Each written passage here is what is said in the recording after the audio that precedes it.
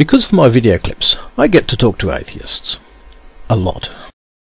It has helped me considerably to identify some of the key issues and misunderstandings that atheism, especially this new atheism, has these days about reality, faith, the Lord, and about the various religions of mankind. Not God. The Lord is a being, not a religion. Now, back when I was an atheist, it was somewhat different, although still with its own misunderstandings.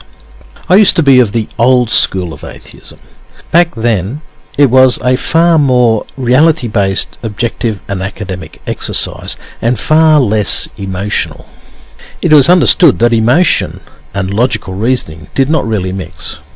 It was commonly understood that neither the humble nor the logical are easily offended. But only as a follower of Christ have I come to fully appreciate the true value of both humility and logical thinking. But to make it clear, I bear no ill will towards atheists. I merely wish to engage them in logical and reasonable discussion to highlight certain errors of logic and misunderstandings of reality to which many have unknowingly fallen victim. I sincerely hope that truth seekers will give my thoughts and observations serious consideration. But in the end, what anybody does with this information and what they ultimately decide can only ever be their choice alone. We are all judged of the Lord by our own acts, not the acts of others. But this video is about something that has been puzzling me for a while, and that is the determined unwillingness of most atheists to be pinned down about what they actually believe and don't believe. They speak and act as if the Lord does not exist, and yet when asked if they believe the Lord does not exist, they vehemently deny having any such belief. In fact, they deny having any belief at all. Now, it is only recently that it has been made clear to me why they have this somewhat illogical behaviour. It is because they are resting rather uncomfortably on the horns of a very large dilemma. If they declare that they believe the Lord does not exist, then they have to admit that they do hold a belief.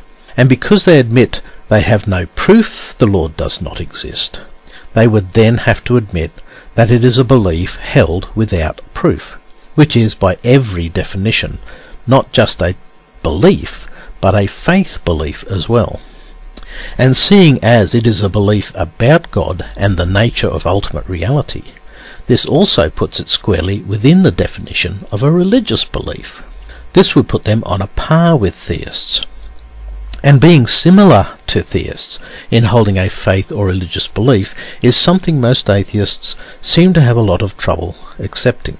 By the way, just to stem what is another common misunderstanding, a religious belief does not have to be part of an organised religion. A religious belief can also be an individually held belief about God and the nature of ultimate reality. It is about the nature of the belief itself, not how many hold it. So now, what is the other horn of the dilemma? It's this. If an atheist alternatively admits they hold no belief about God, then by rights they are not atheists, but mislabelled agnostics. The A in both the words is the Latin way of saying without. Atheist means literally one without God. In other words, believing we are without a God. Agnostic, however, means one without knowledge, gnostic being the Latin for one who has knowledge. In other words, one who is without knowledge of God, one who does not know what to believe about God. But what is so terrible about being called agnostic rather than atheist? It is because an agnostic openly admits they do not believe a God does not exist.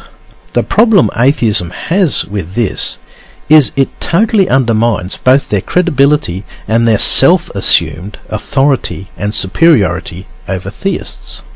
You might have noted that the common theme of the new atheism style, as championed by the likes of Richard Dawkins, Harris and others, is that well-informed, rational and logical people are atheists, and theists are behaving as illogical, uninformed, gullible people. basically being stupid. But consider how that would change if atheists had to admit that they cannot find enough evidence or reasons to convince even themselves that the Lord does not exist. After all, the only reason you would not hold a belief that the Lord does not exist is if you were not convinced the Lord does not exist. Clearly, an atheist should convince themselves the Lord does not exist before trying to convince others that he does not exist. Otherwise, they are guilty of trying to get others to believe what they themselves do not believe. The common name for such a practice is deception. But then they get stuck on that other horn of the dilemma. With neither proof nor actual evidence the Lord does not exist, they can only believe the Lord does not exist, as a belief held without proof, a faith belief and a religious belief. Now, I already know many atheists will simply flat out deny theirs is a faith or religious belief, and many will deny holding any belief at all. But that is simply denial. Logic, reason, the world reality, and the world's English dictionaries say otherwise. But clearly, if you are an atheist, you must make a decision within yourself as to whether or not you believe the Lord does not exist. But understand that if you decide to believe the Lord does not exist, it is, by definition, a faith belief and a religious belief, as you have no proof he does not exist. Now note, I'm speaking of Yahweh alone, as my faith does not believe any other true God exists. But then, if you decide within yourself that you are not yet convinced there is no God, and so cannot believe there is no God, then you are, in truth, actually agnostic and not atheist.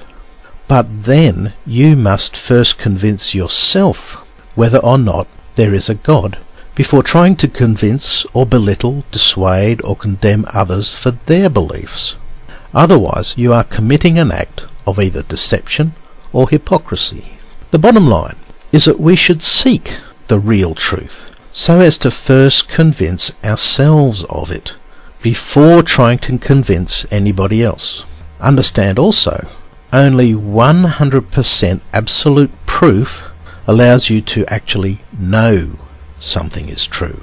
Anything less than that can only be believed or not believed by personal choice. But that choice is yours alone to make. Such is the nature of free will. Such is the nature of your own soul. The Lord has given you to decide for yourself what you will and will not do. But understand, you are free to choose, but you are not free of the serious consequences of your choice.